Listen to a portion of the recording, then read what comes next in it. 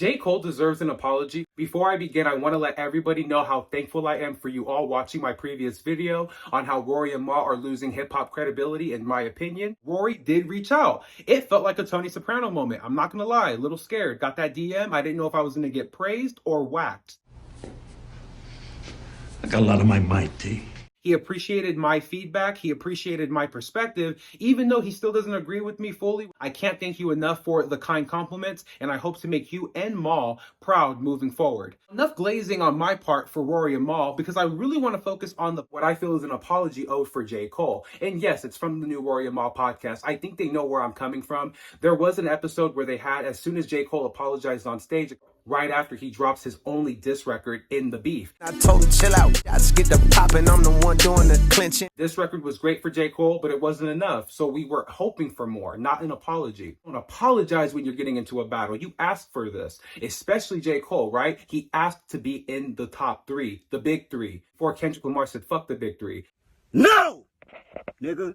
No. Now, after the fact Drake has lost badly to Kendrick Lamar, I look at that J. Cole situation completely different. And I'm going to explain with these two valid reasons. And of course, I got to come for you again, OVO Ma. Woke up, I look at the computer, they fuck 50.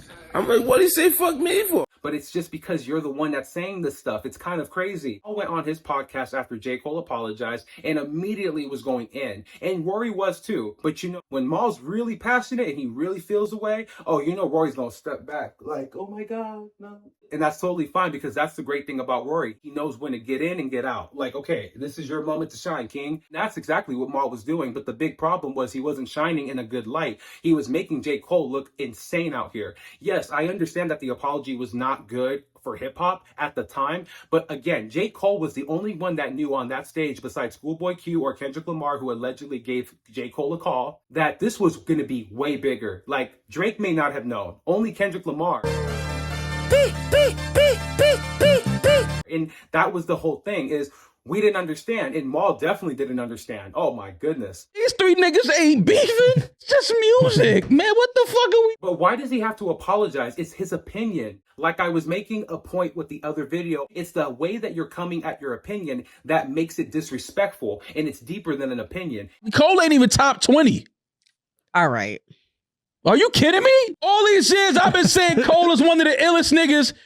Man, I'm deleting all that later. Should have never gave rappers therapists. Every nigga that's that nigga in the culture that you're in, trust and believe they looking at you a different way today. You can never come back from this. Fuck J. Cole. Maul. I still fuck with Cole, but Cole, you did some sucker. Can you believe he said all of that? I feel like Maul is doubling down to make Drake look better in this battle, in my opinion. Right when J. Cole apologizes, the pressure's automatically on Kendrick Lamar. Why? Cole dropped his diss record, but he bowed out after the apology, so Kendrick has all the pressure. And of course, Maul was going to get that narrative going full throttle, because the boy, I got to protect the boy.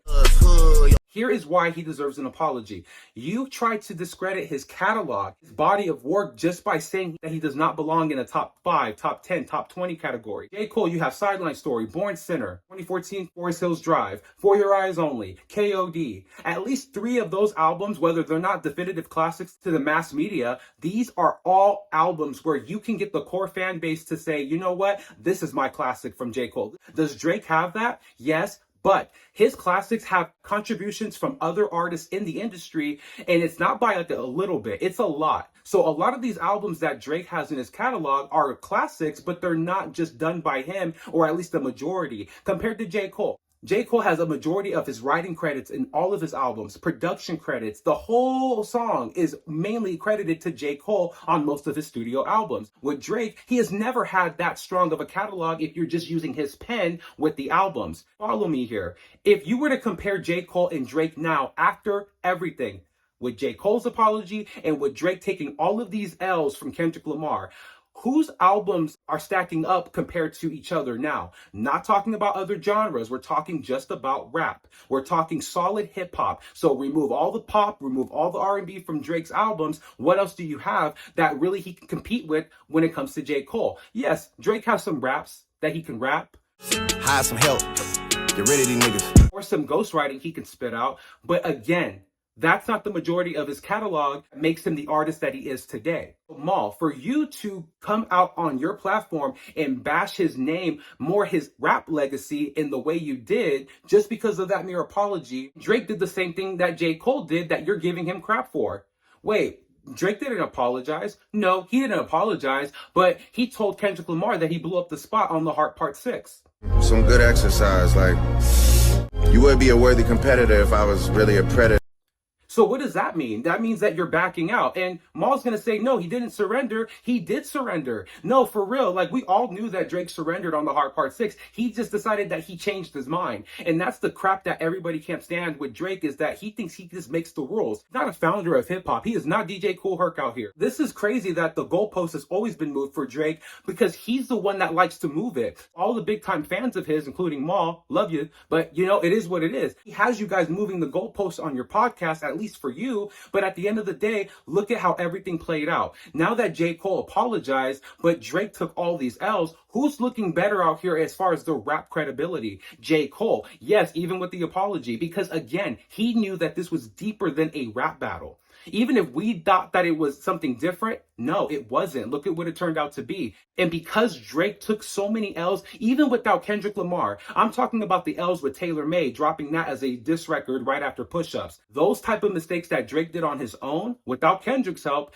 that hurt his career and his rap legacy, and it makes J. Cole's legacy look a lot better now. So if anything, Drake is just helping J. Cole look better out here, and I'm so happy for that. Because I'm not gonna lie to you. Yeah, J. Cole apologized. It is what it is. It happened. But Maul, he did not deserve all of that backlash that he got from you specifically and other people in media. I'm sure academics went in on him. I'm sure Gilly and Wallow went in on him. But guess what? I only listen to you guys, so I'm only going to talk to you guys because I got the most love and respect for both of you. So hopefully, Maul, you can call Dreamville, get Julian to get them on speed dial. If you can't get J. Cole on your podcast, because that's a little extra, try to get Boss on your podcast again, because I know you've had him on the pod, or get some members from Dreamville and let them know how you felt. Even if you had this conversation in private, I think it would be a great Patreon episode, but that's just my opinion from somebody who really loves your podcast, maybe a little too much, but hey, you gotta love me. You gotta love the loyal fans here. You can tell I'm very passionate, but I'm not the one with a huge podcast. So sometimes we have to hear our fans out. And I love the fact that, Rory, you heard me out. And hopefully you can relay the message to Maul. No matter what we agree or disagree on, I always have respect for you guys. And I have respect for my community. Anything that you guys want me to talk about, I'm here for you guys, because you're making my channel what it is today. Again, thank you so much for everybody watching. Have an amazing day. Go be amazing.